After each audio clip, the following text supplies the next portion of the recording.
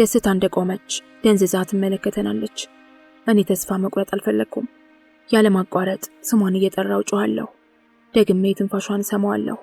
ሰውነቷን ወዘውዘዋለሁ። ግን ምንም ለውጥ የለም። እንደገና የማስነሳት እየመሰለኝ ትተሽኝ መሄድ አትችይም፣ ማናለኝና ለማን ትተሽኝ እያልኩ ኃይል እስኪያጥረኝ ድረስ ለፈልፋለሁ። ከዛም አይቀሬው ሀቅ ተከሰተ። አይኖቿ ፈጠጡ፣ እግሮቿ ገረሩ። ደስታ ማልቀስ ጀምራለች። ከኔ መንጠቅ የለመደው ሞት አክስቴንም ወሰደብኝ። እያየኋት አጣኋት። ሁሉም ነገር አስጠላኝ። ለካ ተስፋ ከቆረጥን ማልቀስም ይሰለቻል። ለማንና ለምን ማልቀስ እንዳለብኝ ግራ ገባኝ። እኔና ደስታ ስንላቀስ የሰሙን ጎረቤቶቻችን ነጠላቸውን እየዘቀዘቁ ወደ ቤታችን ይመጡ ጀመር። እኛ የሰው ልጆች በህይወት እያለን ሳንቀራረብ፣ ሳንረዳዳ፣ ስንሞት ግን አልቃሾቹ ብዙዎች ነን። ሰው መሰባሰብ ሲጀምርና የነፍስ አባታችን መጥቶ የተለመደ ተግባሩን ሲጀምር እኔም እንደ ሁል ጊዜው የኔ ሰዎች ከኔ መወሰዳቸውንና እድለ ቢስ መሆኔን አረጋግጣለሁ። የተወለድኩበትንም ቀን ረግማለሁ። የመፈጠሬ ምክንያት አይገባኝም። እንባ ከዓይኔ ደርቆ እንዴት ማዘን እንዳለብኝ እንኳን ማወቅ አልቻልኩም። ለካ አክስቴ ሲከፋትና ስታዝን ፊቷ እስኪላጥ የምትሞነጭራው ወድ አይደለም፣ ስሜቷ ጥልቅ ቢሆን ነው። ብቻዬን አበድኩ። ከድንጋይ ጋር ብጋጭ አሊያም ከግንድ ብላተም ወይም ከሰዎች ጋር ብጋጭ ሰውነቴ ላይ ማፈር ብነሰንስ አክስቴን አልመልሳት እያልኩ ለፈልፋለሁ። ሊያስተዛዝኑ የመጡትን ሰዎች በሙሉ ጥለውኝ እንዲወጡ ማባረር ጀመርኩ። እብደት የጀመረ መስሏቸው እጅና እግሬን አሰሩኝ። እብደት ለነሱ ቀላል ነው። ሰው መዝለፍና መለፍለፍ ብቻ የእብደት መለኪያቸው ነው። ራስን አስረስቶ ልባችንን አቁስሎ ብቻችንን እንድናወራ የሚያደርገንን ምክንያት ማንም ትኩረት አይሰጠውም። እኔን አስረውኝ ለቀስተኞች አዘላይ እንደተቀመጡ የነፍስ አባታችን ዲያቆናትን አስከትሎ ወደ ቤት ውስጥ ገቡ። ልከላከል ፈልጌ ግን አልቻልኩም። እንደተለመደው እንደሚወስዷት እያወቅኩ ላይሆን መፍጨርጨሩ አሰለቸኝ። መሞቷን ባያውቅ ከኔ ነጥሏትም ነበር እያልኩ ከራሴ ጋር አወራለሁ። በታሰረ እጄ ከጥግ ያገኘሁትን ነገር ሁሉ ራሴ ላይም ሰው ላይም እየወረወርኩ ሳስቸግራቸው ይበልጥ አጥብቀው አሰሩኝ። በአሁኑ ሐዘኔ ምንም ማድረግ እንደማልችልና ተስፋ እንደሌለኝ ገባኝ። ለቀስተኞችን የሚያስለቅሳቸው ሲጠፋ ጊዜ ታስለቅስ ፍቷት ተብዬ ያሰሩኝን ፈቱልኝ። ሁሉም ነጠላቸውን ዘቅዝቀው አፋቸውን ሸፍነው ፊታቸውን አኮሳትረው እንባ ከዓይናቸው እንዲወለድ የሚጥሩ ናቸው። ሁሉንም ተመለከትኳቸውና ውሸታሞች፣ ከልብ ካዘኑ እንባ አይገድም የሚባለው ለካ ለእንደዚህ አይነቱ ጊዜ ነው። አሁን እናንተም ማባረሬ ጥቅም የለውም። አንዴ የነፍስ አባቴ ሰምቶ መጥቷል፣ ሊወስዳት ነው እያልኩ በልቤ ብሰለሰላለሁ። ራሴን ልጎዳ ስሞክር እየተጠጉ ይይዙኛል። እንደ አብድ ፍቀዱልኝ እያልኩ አስቸገርኩ። ከማደርገው ነገር ትንሽ የምቆጠበው መቅደስ ስትይዘኝ ብቻ ነው። በዚህ መሃል አክስቴ ተገንዛ ወጣች። እየተለቀሰ ወደ ቤተ ክርስቲያን ሄድን። አክስቴ ከእቴ ጎን ግብአተ መሬት ልትገባ ስትል ራሴን አላውቅም።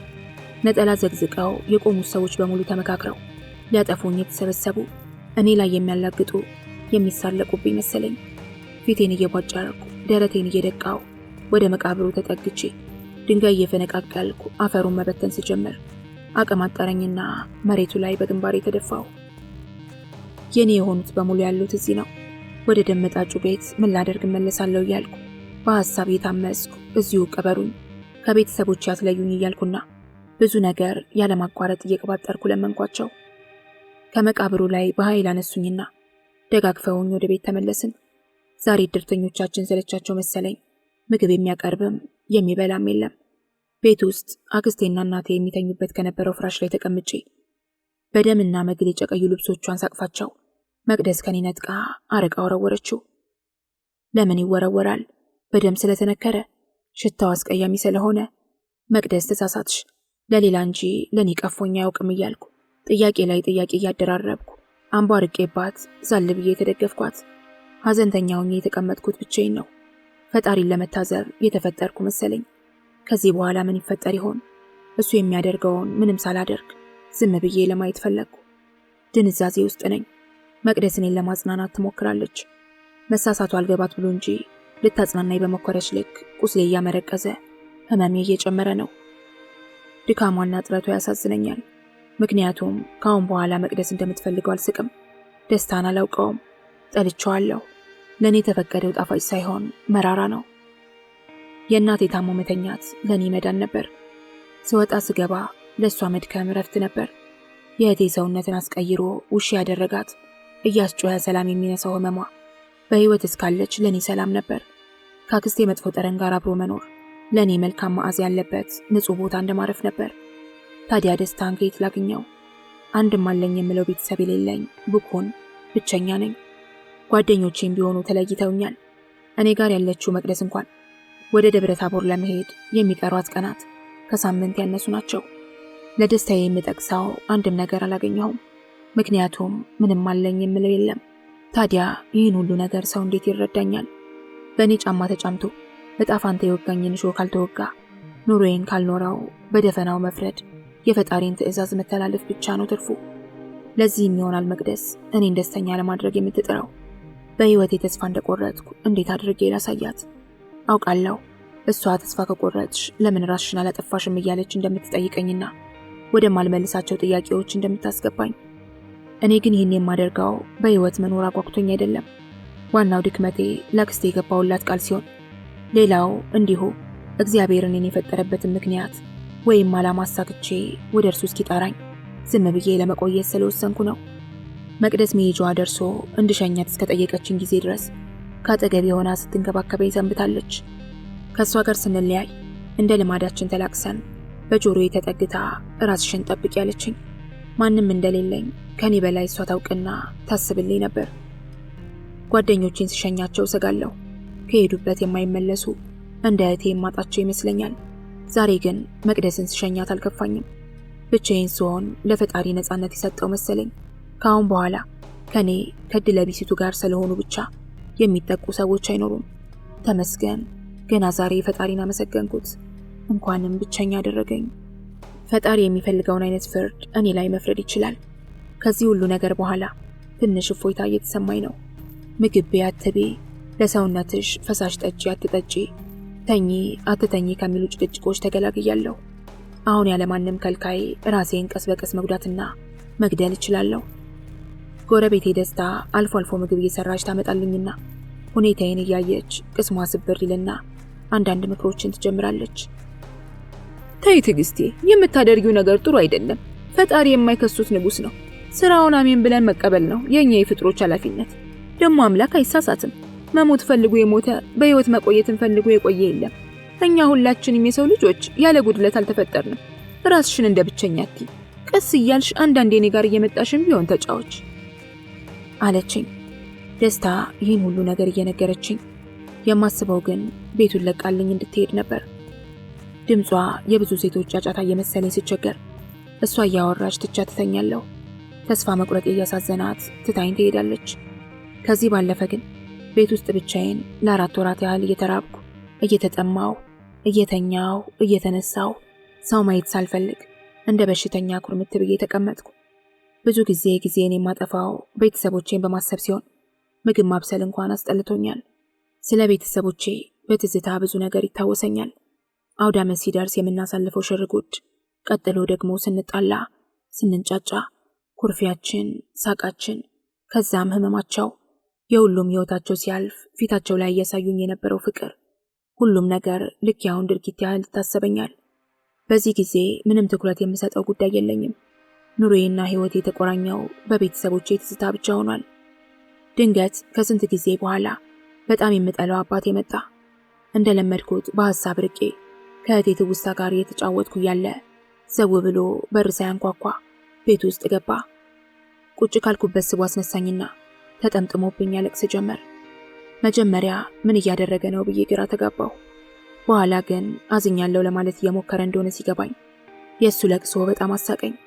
ያ አባት የተባለው ሰውዬ ይህን ሁሉ የመከራ ዘመን ካለፍኩና ነገሮች እንደዚህ ከሆኑ በኋላ ማልቀሱ ምን ይፈይዳል? መልሱም የሆነው ምንም ብቻ ነው። አባቴ ሲያቅፈኝ ከሳጥናኤል ወታደሮች አንዱ ያረፈብኝ መሰለኝ። እጆቹን ከላይ ላይ አሽቀንጥሬ ጣልኳቸውና ከሰውነት ያላቀቅኩት። የአባቴ እንባ ፊቱን እያጠበ ይወርዳል። ትኩር ብዬ ያየሁት የቀጣፊ እንባ ባቄላ ያክላል ትላለች እማማ ዘነቡ አልኩና እንደዚህ ማስመሰሉ መዋሸቱ ይበልጥ አቃጠለኝ። ተናደድኩበት። ከቤቴ እንዲወጣልኝ ስጮህበት ልጁ እንደሆንኩ እየነገረኝ እንዳላስወጣው ለመነኝ። አባትሽ ነኝ ለማለት ድፍረቱን ማግኘቱ በራሱ አሳፋሪ ነው። አባት ማለት ወልዶ ለስቃይ የሚዳርግና ለመጠሪያ ብቻ ስምን መስጠት ከሆነ አዎ አባት ነው፣ ግን መለኪያዊ አይደለም። በሁሉም ጓደኞች አባቶች ስቀናና እኔስ መቼ ይህን እድል አገኘውን ስል ያደግኩት። በፈለግኩት ጊዜ አላገኘሁትም። ጸጉሬን አሻሽቶ ግንባሬን የሚሰመኝ አባት በተመኘው ጊዜ አጥቼዋለሁ። እሱን ማግኘት በነበረብኝ ቦታዎች ሁሉ አላገኘሁትም። ስለዚህ ሰው አባትሽ ነኝ ማለት መብት የለውም። ለእኔ ከጠላት አይለይም። ልጅ አዳምጪኝ፣ አትጢኝ፣ ይቅር በይኝ እያለ ቢለማመጠኝም ገፍትሬ ከቤት አስወጣሁት። በንዴት ሰውነቴ በሙሉ ግሎ ተቃጥዬ ስለነበር ግንባሬ ላይ ውሃ በማፍሰስ እያቀዘቀዝኩ ያለ ከትንሽ ቆይታ በኋላ ከደስታ ጋር ወደ ቤት ተመልሶ መጣ። እሷን አክብሬ ዝም አልኩት። አንዴ እንዲያወራ እድሉን እንድሰጠው ብቻ ጠየቀችኝ። እሺ አልኳት። ሁሉንም ነገር መከልከል አድክሞኝ ነበር። አባቴ አጠር አድርጎ ስለራሱ መናገር ጀመረ። አምቦ ሜዳ የሚባል የገጠር ቦታ ሚስት አግብቶ ልጆች ወልዶ እንደሚኖርና የራሱ የሆነ በቂ መሬትና ከብቶችም እንዳሉት እሱና ባለቤቱ በኤችአይቪ ኤድስ የተያዙ ሲሆኑ የወለዷቸው ልጆች ግን ከቫይረሱ ነፃ እንደሆኑ ብቸኛ እንዳልሆንኩና ወንድምና እህቶች እንዳሉኝ ሲያወራኝ ዝም ብዬ ከሰማሁት በኋላ ከእርሱ ጋር ወደ ገጠር ሄጄ አብሬው እንድኖር ጠየቀኝ። ይህኔ ለደስታ ያሳየዋት ክብር ተረሳኝ። ሁሉም ነገር ከአይምሮዬ በላይ ሲሆን እንደሚያደርገኝ እብደት የተነሳብኝ። ውጣልኝ ብዬ ድጋሚ ጮኩበት። ደስታ ለመገልገል ስትሞከር ጥለውኝ እንዲሄዱ ሳስጠነቅቃቸው ትተውኝ ወጡ። ከሱ ቤተሰቦች ተቀላቅዬ የቤተሰቤን ትዝታ ሊነጥቅ ይፈልጋል እንዴ? ጨካኝ አልኩ በውስጤ። ለምን ራሴን ከሰው አርቄ ቤት ውስጥ ብቻዬን እንደምኖር አያውቁም? እሱም ሆነ ደስታ በተደጋጋሚ እየመጡ በመጠየቅ አሰለቹኝ። በመልስላቸውም ለእነሱ የማይገባቸው ቀልድ ሆነባቸው። እንዲያውም እብደት እየጀመረ ይመሰላቸው። በመጨረሻም አባቴ የሐሴትን አባት የአበባን እናትና ሌሎች የመንደራችንን ሰዎች አስከትሎ ይዞብኝ ለሽምግልና መጣ። ቤት ገብተው ተቀምጠው ለኔ በማሰብ በሚመስል ስሜት ሁሉም በአንድ ላይ ከአባቴ ጋር አብሬ መሄድ እንዳለብኝና ለብቻዬ መቀመጥ ጥሩ አለመሆኑን ማስረዳት ጀመሩ። በዚህ ሐሳብ ወደ ቤት ከመምጣታቸው በፊት የተስማሙበት እንደሆነ ያስታውቃል። ግን እኔ ምንም የማከብራቸውና ሐሳባቸውን መግፋት የማልችላቸው ሰዎች ቢሆኑም እሺ ማለት አቃተኝ። መሄድ አልፈልግም አልኳቸው ኮስተር ብዬ። ሳላስበው አባቴ መጥቶ ጉልበቴ ላይ ተደፋ። ይቅር በይኝ ልጄ፣ እባክሽ ይቅር በይኝ አለኝ። ካነጋገሩ ከልቡ ምሕረት የፈለገ ይመስላል። እኔ ግን እድሜን በሙሉ ያፈራሁት ጥላቻ በልጦብኝ እዚያው ጉልበቴ ላይ ተጎንብሶ ቢቀር ተመኘው። ምንም ቃል ሳልተነፍስ ዝም አልኩት። እነጋሽ ሰለሞንም ተነስ እሺ ብለሃለች አሉት። ተነስቶ አቀፈኝ። አባቴ ለኔ የሚያሳየኝም ሆነ የሚያደርገው መልካም ነገር ሁሉ ከጀርባው ሴራ እንዳለው አስባለሁ። ከዚህ መጥፎ ስሜት ባለመውጣቴ ሲያቅፈኝ እኔም እሱን በማቀፍ ፋንታ ቶሎ እንዲለቀኝ ቸኮልኩ። እሱ ግን ተጣብቆብኝ ቆየና በይ ልጄ ልብስሽን ሸክፍ ያለኝ። ከታላላቅ ሰዎች ፊት ትልቅ ስራ መስራት እንደሌለብኝ ስላሰብኩ እንጂ እሱን እንደለመደው ማባረር ፈልጌ ነበር። ግን አንገቴን እየነቀነቅኩ የሽታ ምልክት አሳየሁት። የመጡት ሽማግሌዎችም ጉዳያቸውን እንደጨረሱ ሲያውቁ ተራ በተራ ከቤት ወጡ። የአበባ እናት መለስ አለችና ልጅ አደራ ከእንግዲህ ወደ ኋላ መመለስ የለም፣ ሐዘኑም ይብቃሽ ስትለኝ እሺ አልኳት። በደፈናው እኔና አባቴ ብቻ ቤት ቀረን። መያዝ ያለባቸውን ነገሮች በሙሉ ሸካክፌ የጉዞ ሻንጤ ውስጥ አስገባው። ከዚህ ሰፈር ስወጣ የቤተሰቦቼን ትዝታ እንደማጣ ይታወቀኛል። ያለ ፍላጎቴ ከውጭ በኩል የቤቴን በር ቆልፌ ጎረቤቶቼን ተሰናብቼ ከአባቴ ጋር ጉዞ ወደ አምቦ ሜዳ ለማድረግ ወደ መናኸሪያ መራን። ከመናኸሪያ ወደ አምቦ ሜዳ የሚወስደን መኪና እንዳገኘን ተሳፈርንና አንድ ወንበር ላይ ተቀመጥን። ሊያቅፈኝ ይፈልጋል፣ እምቢ እለዋለሁ። ውጪውን እያየሁ አምቦ ሜዳ ደረስን። እዚያ እንደወረድኩ የሆነ የማላውቀው ሰላም ነው የተሰማኝ። ጸጥታው፣ ሜዳው፣ እጽዋቱ፣ ሁሉም ነገር መንፈስን ያድሳል። አባቴ ወደ ቤታቸው ፊት ለፊት እየመራኝ እየተከተልኩት መራመድ ጀመርን። ሀገሩን ወደድኩት። ተፈጥሮን እያደነኩኝ ወደ ቤት ገባን። ሁሉንም አስተዋወቀኝ። እየመጡ ሲጠመጠሙብኝ ዝም አልኩ። ልወዳቸው አልቻልኩም፣ ልረዳቸው ግን እችላለሁ። እዛ ቤት አደርኩ፣ ዋልኩ። እንጀራ እናቴ በጣም የተባረከች ናት። ዝም ብላ ትንሰፈሰፍልኛለች። አንዳንድ ነገሯ እናቴን ነው የምትመስለው። ከልጆቹ ጋርም እየተላመድን ነው። ከብቶችን ለመጠበቅ ሲሄዱ አብሬ ሄዳለሁ። የከብቶቹ ጩኸት ከማገኘው አየር ጋር ተዳምሮ በጣም ደስ ይላል። ደግሞ ዛሬ ጠፍቼባቸው ሲፈልጉኝ ነበር የዋሉት። እኔ ግን የሆነች ጸጥ ያለች ቦታ አግኝቼ የወፎቹን ዝማሬ የሰማሁ ተኝቼ ነበር። ወደ ቤት ስመለስ ሁሉም ደንግጠው አስደነገጡኝ። የት እንደነበርኩ ሲጠይቁኝ ሕፃን እንዳልሆንኩ አስረግጬ ነገርኳቸው። ከዚህ ቀን በኋላ የት ነሽ፣ የት ቆየሽ የሚባሉ ጥያቄዎች ተነስተውብኝ አያውቁም። እኔም ሁሌም እዛች ቦታ እየሄድኩ በድምፄ እያንጎራጎርኩ ጸጥታውን እያደነቅኩ በጸጥታው ተደንቄ እመለሳለሁ። እንደተለመደው ዛሬም እዛ ቦታ ሄድኩ። የሆነ ቁምጣ የለበሰ ልጅ ጥርሱን በመፋቂያ እየፋቀ ተጠጋኝ። ደነገጥኩ። ደህና ነሽ? ቆንጅዬ ነሽ? ደርባባ ነው፣ ድምፁ ወፍራም። ደህና ነኝ አመሰግናለሁ አልኩት በመፍራት።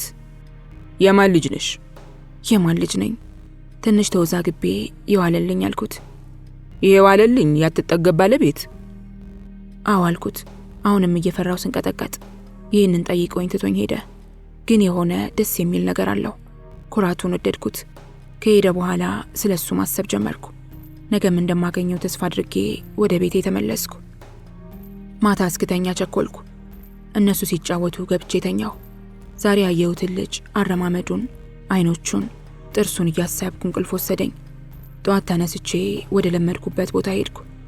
ልጁ ይመጣል ብዬ ጠበቅኩት። አይኔ በሁሉም አቅጣጫ ተንከራተተብኝ።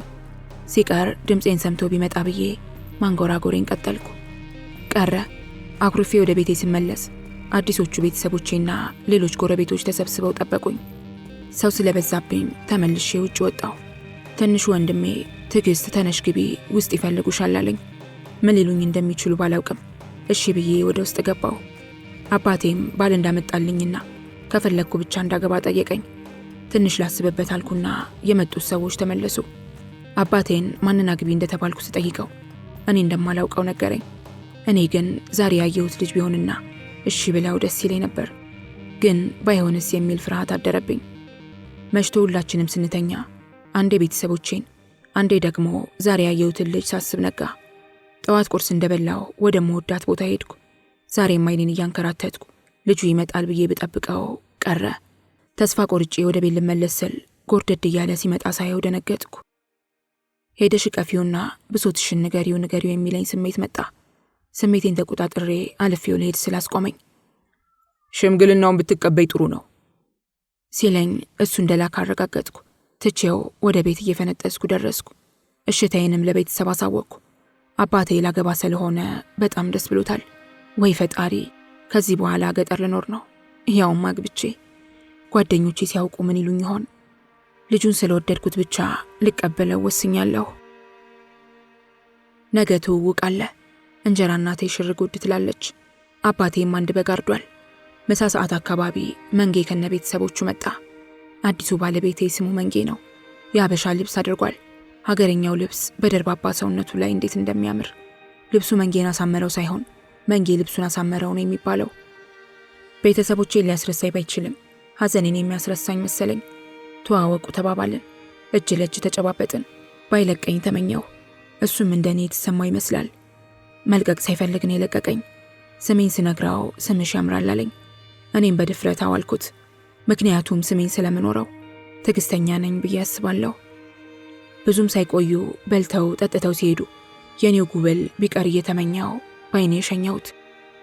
ከሰርጉ በፊት ወደ ለመድኳት ቦታ ሲሄድ ይመጣል፣ አንጎራጉርለታለሁ፣ ያቅፈኛል። ደስ የሚል ስሜት እየተሰማኝ ነው። ግን አባቴን ሳስብ ፍቅርም ትዳርም ውስጥ መግባት አልፈልግም። መንጌን ሳስብ ደግሞ ከፍቅር ውጭ መኖር አልችልም። መንጌ እዛ ቦታ ሲደርስ ያስጨንቀኛል። ፉጨቱን ስሰማ እየሮጥኩ ነው የሚሄደው። እስካገባው በጣም ቸኮልኩ። ልንጋባ ሳምንትን የቀረን። ዛሬ ግን ቤተሰቦቹ የኤችአይቪ ምርመራ አድርጓሉን። ለጊዜው ግራ ገባኝ። አባቴና እንጀራ እናቴ ስላለባቸው እሷም ይኖርባታል ብለው ጠርጥረው እንደሆነ ግልጽ ሆነልኝ። እኔ ግን አልደነገጥኩም። ምክንያቱም እናቴና አባቴ በቫይረሱ የተያዙት እኔ ከተወለድኩ በኋላ ነው። ከቤተሰቦቻችን ጋር ጤና ጣቢያ ሄድን። ልክ ቦታው ላይ ስንደርስ ሳቄ መጣ። ጤና ጣቢያቸው ትንሽዬ የጭቃ ቤት ስትሆን ከሰፈሩ ቤቶች ለየት እንድትል ደግሞ ቀለም ተቀብታለች። ወደ ውስጥ ስንገባ እኔና መንጌ ብቻ ስለነበርን አይኔን ካየኝ በኋላ ከንፈሬን ግጥም አድርጎ ሳመኝ። እንዴት እንደደነገጥኩ ራሴን የሳትኩ መስሎኝ ነበር። ተሰምቶኝ የማያውቅ ሐሴት ተሰማኝ። ውስጤ በደስታ ብዛት የሚያደርገው ጠፋው። እንደዛም ሆኖ እንተፋፈራለን። እየተላፋን እያለ ተራችን ደርሶ ደም ሰተን ውጭ ላይ ቁጭ እንዳልን ልስመው ፈልጌ እያፈርኩት ዝም አልኩ። የማወራው ሳጣ ግን HIV ቢኖርብኝስ ብዬ ጠየቅኩት። አሃ ተያንቹ ራስሽ ላይ አታሟርች አለኝ። አወራሩ ቀልብ ይስባል። የእውነት ወደድኩት። ዝም ብለን ተቀምጠን እጅ ለእጅ እንደተያያዝን ከተጋባን በኋላ እንዴት እንደሚንከባከበኝ ሲያወራልኝ ስስቅበት ቆያው። አሁን የእውነት መሳቅ ጀምሬያለሁ። ቤት በእበት የምለቀልቅልሽ እኔ ነኝ። እንጀራ ስትጋግሪ ደግሞ እንጨት የመማግድልሽ እኔው ነኝ። ብቻሽን ስራ ትሰሪም አለኝ። የተማረ እንደሆነ ግልጽ ነው። ያው እንደኔ ዩኒቨርሲቲ የሚሄድ ህልሙን ቀብሮት ነው የሚሆነው። አስተሳሰቡ በጣም ደስ ይላል። አንዳንድ ቀልዶችን እያወራኝ ውጤታችን ደርሶ ተጠራን። ሁለታችንም አንድ ላይ ነበር የገባ ነው። ያው ባልና ሚስት እንደ አንድ አይደለም የሚቆጠረው። ዶክተሩ ብዙ ምክሮችን መከረን። ከዛ ቀጥሎም መንጌ ከኤችአይቪ ነፃ እንደሆነ ከነገረው በኋላ የኔንም ቀጥሎ እንደመናገር ብዙ ወሬ አወራ። እኔ ውጤቴን ሰምቼ ከመንጌ ጋር ተጋብቼ እንደምኖር እርግጠኛ መሆን የሚፈልገው። የሱ ወሬ አሁን ላይ ለኔ ትርጉም የለውም። ከብዙ ቆይታ በኋላ ከኤችአይቪ ጋር እንደምኖር ተነገረኝ። ደነገጥኩ። ሰማይና ምድር የሌለ መሰለኝ። ሰፊ ባህር ላይ ብቻዬን የምንሳፈፍ መሰለኝ። ሁሉም ነገር ከበደኝ። መንጌን ቀና ብሎ ማየት አቃተኝ። ወደ ውጭ ስንወጣ መንጌ እጄን ይዞ እነዋሽና ላግባሽ ቢለኝም እንደማይሆን ነግሬው ለቤተሰቦቻችን ሄጄ እውነቱን ተናገርኩ። ሁሉም አዘኑ። እኔም አዝኛለሁ። ጭራሽ መንጌን እንደማላገኘው ሳሰብ የእውነት ነበር የከፋኝ። አባትና እናቴን ረገምኳቸው። የሰፈሩ ሰው ሁሉ ሰማ። ከዚህ በኋላ ፍቅር፣ ትዳር የሚሉት ነገሮች በእኔ በትዕግስት ውስጥ የሉም። ምክንያቱም በሽተኛ ነኝ። ግን እንዴ ሊይዘኝ ቻለ? ብዙ ተጨነቅኩ። እናቴ ከእንቅልፌ ሳልነቃ የምትለኝ ታወሰኝ። የኔን ዕቃ ትጠቀሚ ያለችኝ ትዝ አለኝ። የእሷን ዕቃ መቼ እንደተጠቀምኩ ማሰብ ጀመርኩ። ያን 5ኛ ክፍል እያለሁ ሀሁ ስንቀርጽ እኔና እናቴን የቆረጠንን ምላጭ አስታወስኩ። ያቺ ቀን ነበረች የዛሬ የህይወቴ መበላሸት መንስኤ። ደግሞ ጭኔ ላይ ጠባሳው አሁንም ድረስ አለ። ትዝታው እንዳይጠፋ የተቀመጠ መስሎኝ ነበር። ለካ እንደበደለኝ ሊነግረኝ ነው እስካሁን ያልጠፋው። ጭኔን እያየው ማልቀስ ጀመርኩ። ወንድሞቼ መጀመሪያ ስመጣ እንደነበሩት አይደሉም። አባቴም ቅዝቅዝ ብሎብኛል። እንጀራ እናቴ ግን አሁንም ድረስ ትሳሳልኛለች። ከቤት ተሳስቼ ከወጣው ሰው ሲሰድበኝ ይሰማኛል። መንጌን ከወደደው ልቤ ሳይወጣ እዚያው ቀበርኩት። ሁሉ ነገር ስላስጠላኝ ወደ ጎንደር ልመለስ ወሰንኩ። አባቴን ጠየቅኩት። አላቅማማም። ልሸኝሽ እንኳን ሳይል 100 ብር ሰጥቶ ተሰናበተኝ። ከእንጀራ እናቴ ጋር እየከፋን ተለያየን። ወደ አስፓልቱ ወጣ ብዬ ከ20 ደቂቃ ያላነሰ ጊዜ ብቆምም መኪና ሊመጣ አልቻለም። በዚያ ላይ መንጌን ሳልሰናበተው መሄዴ ውስጤን እየበላኝ ነበርና ተመልሼ ወደ ቤታቸው ሄድኩ። እናቱ ነበረች በሩን ከፍታ የለም ያለችኝ። እሱ ግን ድምፄን ሰምቶ ከቤት ሲወጣ እናቱን ተጨቃጭቆ ሲያቅፈኝ የተለመደው ደስታ ተሰማኝ። በድፍረት የኔ እንደማይሆን ስላወቅኩ ሳላፈር ከንፈሩን ስሜት ትቼው ሄድኩ። በቃ እሱ ባይኖር እንኳን ፍቅሩ በልቤ ያለ። እሱን በማሰብ ስለ ጠማማ ህይወታችን ማሰብ ጀመርኩ። የእውነት መሳቅ እንዳልችል ተደርጌን የተፈጠርኩት። ሳቅን የምስቀው የውሸት ሲሆን ነው። ቤት ስደርስ በያዝኩት ቁልፍ ሳይሆን በሌላ ቁልፍ እንደተቆለፈ ሳየው ወደ ደስታ በመሄድ ምን እንደተፈጠረ ጠየቅኳት። እኔ እንደሌለውና ሌላ ቤት እንዳለ ሲያጣሩ እቀዬን ካክስቴ ቤት አስቀምጠው ለሌላ ሰው እንደሰጡት ነገረችኝ። በእርግጥ ይሄ ቤት ለእኔ ምንም አይጠቅመኝም። ነገር ግን የቤተሰቦቼ ደምና የመጨረሻ አስተንፋሳቸው ያለው እዚህ ቤት ነው። የአክስቴን ቤት ሰጥቻቸው የእኛን ቤት ቢለቁልኝ ደስተኛ ነኝ። የገባችው ሴትዮ እስከምትመጣ ከነ ደስታ ቤት በር ላይ ቁጭ ብዬ ጠብቂያት ቤቱን እንድትለቅልኝና እዛኛው ቤት መሆን እንደምትችል ነገርኳት። ውሸቴን ነበር የመሰላት። አሹፋብኝ ትታኝ ገባች። ቢያንስ ገብቼ ቤቱን እንዳየው እንድትፈቅድልኝ ለመንኳት። እሺ አለችኝ። ገባሁ። ቤቱ ተቀያየረብኝ። የአክስቴ ፍራሽ የለም። የእናቴ ዕቃዎች የሉም። ቤቱ አስጠላኝ። ትቼላት ወጣሁ። ለምን ይሆን ስቃይና መከራ የሚበዛብኝ? አሁንማ ስቃይና ፈተና ሳይገጥመኝ ሲቀር ሆኗል የምጨነቀው። ተመልሼ ወደ አክስቴ ቤት ሄድኩ። አክስቴ ቤቱን አውርሳይ ብትሞትም ይህ ቤት ለኔ ምንም አይጠቅመኝም። ከዚህ በኋላ እዚህ ቤት ተቀምጬ ሞቴን የምጠብቅ ሰው ነኝ። ዛሬ ካልሞትኩ ነገ፣ ነገ ካልሞትኩ የዛሬ ሳምንት፣ የዛሬ ሳምንት ካልሞትኩ የዛሬ ወር፣ የዛሬ ወር ካልሞትኩ ደግሞ የዛሬ ዓመት ሞታለሁ። እናቴ HIV በያዛት በ3 ዓመቷ ነው የሞተችው። ራሴን ባለማጥፋቴ ደስ አለኝ። ምክንያቱም ፈጣሪ ራሱ የሚወስድበት ቀን ሩቅ አይደለም። እውነቱን ለመናገር አሁን ላይ ለእናቴ ያለኝ ፍቅር ቀንሶብኛል። አውርሳኝ የሞተችው በሽታ የምወደውን ሰው እንደነጠቀኝና ከዚህ በኋላ ትዳር መያዝ እንደማልችል ሳስበው ያበሳጨኛል። ከአክስቴ ቤት ብቻዬን እያሰብኩ፣ ብቻዬን እየተኛው፣ ብቻዬን ያገኘሁትን ሽሮም ሆነ በርበሬ በጥብጬ እየበላው ብቻዬን ለወራት ኖርኩ። ዛሬ ግን ጓደኞቼ አበባና ሀሴት ወደ ቤት መጥተው ሳያቸው እንዴት ደስ እንዳለኝ። እንደመጡ ከሰማው ቆይቻለሁ። ቤቱን ዘግቼ በጀርባ አቀመጥ ነበር። ማንም እንዲያገኘኝ አልፈልግም። ዛሬ ግን ቤት ውስጥ እንደተቀመጥኩ መጡ። የእውነት ሳያቸው ደስ ብሎኛል። ለምን ከነሱ የራኩ እንደሆነ ጠየቁኝ። ለሁለቱ ብቻ መመለስና መደበቅ አልፈልግም። እኔ እንደ ቤተሰቦቼ ሰሎን የማስባቸው ሁሉንም አንድ ላይ ሳገኛቸው እንደምነግራቸው ቃል ገባሁ። ገጠር ከመንጌ ውጭ ስለነበረው ቆይታዬ ሳወራቸው ቆየሁና ልሸኛቸው ወጣሁ። እነሱን ሸኝቼ ስመለስ ሰዎች የፍልሰታ ጾም አድርሽኝ ተሰባስበው እየጠጡ ስለ እኔ ሲያወሩ ሰማሁ። ባል እንደመጣልኝ ነበር የሚያወሩት። ባልሰማ አልፌ ሄድኩኝ። ከዚያም ሰዎች መጥተው እንዳገባ ጠየቁኝ። እኔ ባገባ መንጌን ነበር የማገባው። ልቤ ከሱ ቀርቷል። አላገባም አልኳቸው። ቤት ውስጥ አበባና ሀሴት ትንሽ ብር አስቀምጠውልኝ ሄደው ስለነበር እንጀራ ልገዛ ስወጣ አሁንም ስለ እኔ ባል አለማግባት ሲያወሩ ሰማኋቸው። የእውነት ነበር የከፋኝ። የውስጤን ማን ያውቃል? ለምን አላገባም እንዳልኩ አይጠይቁኝ። ዝም ብለው ስለ እኔ ያወራሉ። ብቻዬን ተቀምጬ ብዙ አሰብኩ። ተመልሼ ወደ ተሰበሰቡት ሰዎች ሄድኩና መሃላቸው ቆምኩኝ። ሁሉንም በንዴት ለምን አላገባም እንዳልኩ የሚያውቃለ? ምክንያቴንስ የጠየቀኛለ? የለም። በቃ የሰውን ህመም ሳትረዱ ስለ ህመሙ ጥልቀት አታውሩ አልኳቸውና የውስጤን ተነፈስኩ። ሁሉም ትኩረታቸውን እንደሰጡኝ እርግጠኛ ስሆን HIV በደሜ ውስጥ እንዳለ ስነግራቸው ሁሉም ደንግጠው ክረር ብለው ቀሩ። ደስታ ከልቧ ስታዝንልኝ የሚያምረውና ፈገግታ የማይለየው ፊቷ ሲጠወልግ ተገነዘብኩ። እኔም የልቤን ከተናገርኩ በኋላ ቤት ሄጄ እስኪወጣልኝ እያለቀስኩ እያለ ሀሴት፣ አበባና መቅደስ ወደ ቤት መጡ። እነሱን ሳይን ባይን ጠራረኩ። ቀድመው ከሌላ ሰው ሰምተው ቢሆን ብዬ ፈራሁ። መቅደስ መታሳምችኝና ያለቀስኩ እንደመመስል ነገረችኝ። አላለቀስኩም ብዬ አሳመንኳቸው። ዛሬ ሶስቱም የመጡት እውነታውን ለማወቅ እንደሆነ ግልጽ ነው። አበባ ለመስማት ጓጉታለች። ሀሴትን ብትሆን የሆነ ነገር ነግርሻለሁ ተብላ ዝም ከተባለች ሆዴን ቆረጠኝ ትለን ነበር። ያኔ መቅደስ ስትመጣ ነግራችኋለሁ ስላልኳቸው አልተጫኑኝም ነበር። አሁን ግን መቅደስ መታለች። እውነቱን የምናገርበት ሰዓት ደርሷል። የጓደኞቼ ጉጉት አሳዘነኝ። የሚሰሙት መርዶ እንጂ ደስታ አይደለም። ምናልባት ከዚህ በኋላ ሊጠሉኝ፣ ላንገናኝ እንችላለን። ቢሆንም ግን ከሰው ሰምተው ከሚርቁኝ ራሴው ልነግራቸው ወስኜ የመጀመሪያ ንግግሬን አደረግኩ። ከነገርኳቸው በኋላ እንደማይጠሉኝ፣ ብቻዬን እንደማይተውኝና ቢጠየፉኝም እንደማይርቁኝ ቃላቸውን እንዲሰጡኝ ጠየኳቸው። ከልባቸው እንደማይተውኝ ነገሩኝ። ቃላቸውን ስለሰጡኝ ደስ ብሎኛል። ቀጥዬ የጠየኳቸው HIV በሽታ ለነሱ ምን ማለት እንደሆነ ነበር። ሁሉም ምን ለማለት እንደፈለግኩ ስላልገባቸው ብዙ ካሰቡ በኋላ ሴት ቀጠለች። ለእኔ HIV አሁን ላይ ምንም ማለት አይደለም፣ ግን ምንም ማለት የማይሆነው መድኃኒቱን ተከታትለው ሲወጡ ነው ስትል አበባ ካፏን ንጥቃ በንዴት ከነገርሽን ንገሪን፣ ካልነገርሽን ደግሞ ታዩ አለችኝ የሚያስችላት ይመስል። እኔ ፈራ ተባ ያልኩ ሁለተኛው ጥያቄን አስከተልኩ። HIV ቢኖርብኝ ሳልኳቸው ሁሉም ተያይተው አበባ ቀጠለች። የማይመስል ነገር አታውሪ።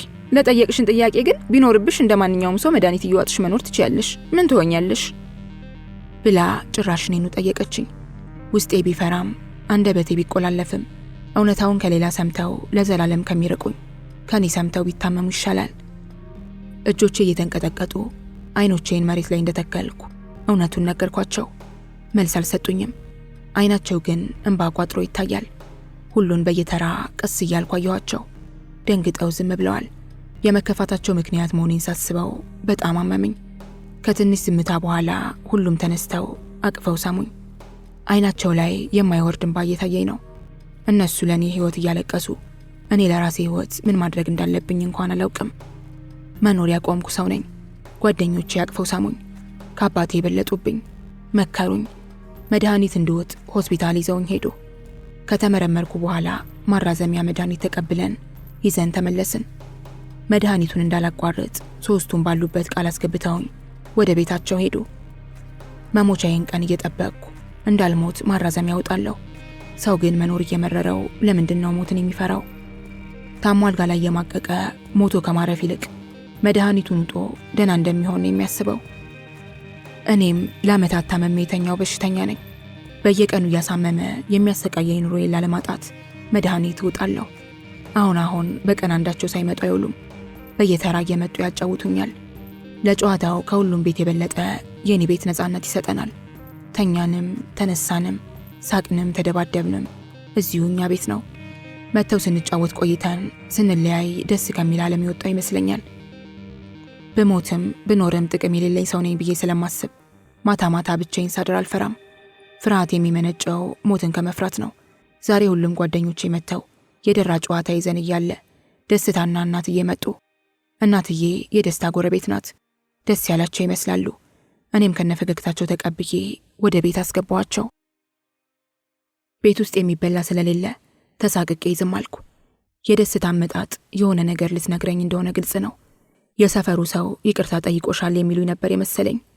እነሱ ግን ጥፋታቸው አይቆረቁራቸውም። አሁንም ሌላ ባል ነው ይዘውልኝ የመጡት። የነገረችኝ ደስታ ነበረች። በንዴት አንባርቄ ባል እንደማልፈልግ ነገርኳቸው። እኔ ብቻዬን እንድኖር የተፈረደብኝ ሴት እንደሆንኩ እያወቁ ለምን ይጠይቁኛል? ደስታ ስጮህባት ደንግጣለች። ጓደኞች ያረጋግተውኝ ሁሉን ነገር ነገሩኝ።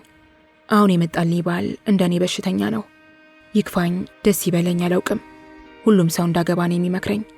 በእነሱ ቤት ከብቸኝነት ዓለም አስወጥተው ይሞተዋል። መንጌን በልቤ ቀብሬ ሌላ ሰው ከቤቴ ላስገባ ወሰንኩና እሽታዬን ገለጽኩ። ጎረቤቶቼ ትንሽ ፕሮግራም አደረጉ። ለአባቴም ተደውሎለት አንዲት ግልገል ይዞ መጣ። ያቺ ታርዳ ከትንሹ ላይ ተጨምራ ጓደኞቼና አባቴ ባለበት የብር ቀለበት አስሬ ተዳርኩ። የቀለበቱ ቀን አብሬው መተኛት አልፈለግኩም ነበር። ፍራሽ ላይ ቁጭ እንዳልኩ መጥቶ ተሰቀለኝ። ደንግጬ ታገልኩት። ከንፈሬን ሲስመኝ ይታወቀኛል። ጡቶቼን ጠበቅ ላላ ያደረገ መያዝ ጀመረ። የእውነት ሰቀጠጠኝ። ከላይ ላይ የሆነ ታምር ተፈጥሮ ቢያስወርደው ደስ ባለኝ። ቀጠለ። እግሮቼን በመያዝ የለበስኩትን ልብስ አውልቆ ጣለው። ራቁቴን ከሱ ጋር ማሰብ በራሱ ይጨንቃል። ድንግልናዬን በአንድ ቀን ድራሹን አጠፋው። ርኅራኄ የሚባል ነገር አልፈጠረበትም።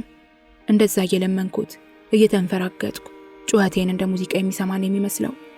ላበቴ ሰውነቴን በሙሉ አጠመቀኝ። ጠዋት ሰባብሮኝ ትቶኝ ሄደ። የት እንደሄደ አላውቅም። መንጋቱ ሲገባኝ ልነሳ ብፈልግም መነሳት ግን አልቻልኩም። ካልጋው ላይ ለመነሳት ስገለባበጥ ትንሽ ደም ታየኝ። ጥላውን ሌሊት ተኝቼ እያለ ሲፈልግ የነበረው ይህንኑ ነበር ማለት ነው። ግን እኮ ከሌላ ሰው የሰማሁት ብዙ ደም እንደሚፈስ ነበር። ታዲያ ለምን ያነሰች? ቁርስ ተነስቼ መስራት እስኪያቅተኝ ደክሞኛል፣ አሞኛል። ማህፀኔ ውስጥ የሆነ የሚመላለስ ነገር እንዳለ ይሰማኛል። ልቆም ስነሳ እግሬ ይርበተበታል። መቆም አልቻልኩም። የመጣው ይምጣ ብዬ ተኛሁ። ጥላሁን ስራ ሲሰራ ቆይቶ ሲመጣ ቁርስ እንዳልሰራው ሲያውቅ ውጭ በልቶ በዛ ውሎ ሲመለስ 1 ሰዓት ሆኗል። ከተኛሁበት መጥቶ ቀሰቀሰኝ። በእጁ ሰውነቴን መንካት ጀመረ። እጁ እንዳባ ጨጓሬ ኮሰኮሰኝ። ባይነካኝ ተመኘው። ግን አንዴ አግብቼዋለሁ። እንደፈለገ ማድረግ ይችላል። ዛሬ ማዳሩን ሙሉ ሲሰቀልብኝ አደረ። ሰውነቴ እየላመ ዱቄት ሲሆን ይታወቀኛል። ያለምንም ረፍት ያሰቃየኛል። በጣም ሲበዛ ሲሰኛ ነው። ሲበቃው ከላይ ላይ ወርዶ ይተኛል። ስለኔ ስሜት ግድ የለውም።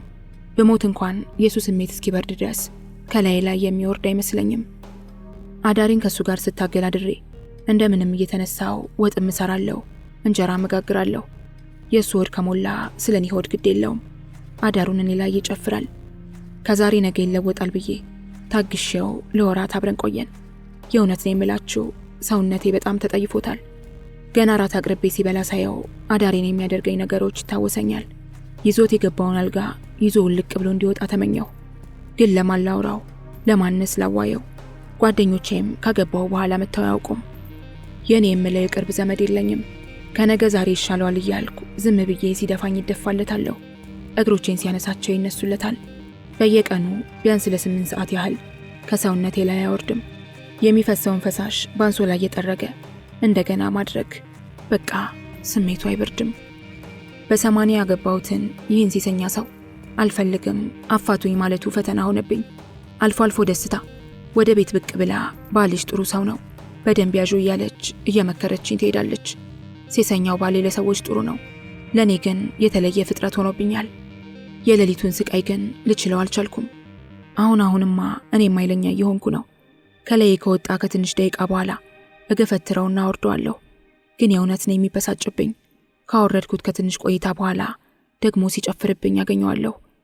እኔ ገፍትሬ ሲፈራገጥ ካላስወረድኩት አይወርድም። ስቃዩ በጣም ሲበዛብኝ ሰውነቴ ሲንቀጠቀጥ ጠዋት ጋሪውን ይዞ ሲሄድ ወደ ጋሽ ሰለሞን ሄድኩኝና እያለቀስኩ እንዲያፋታኝ ለመንኩት። ለምን እንኳን ብሎ አልጠየቀኝም። የሆንኩትን አይኖቼ ላይ የሚፈሱት የእንባ ዘለላዎች ነግረውታል።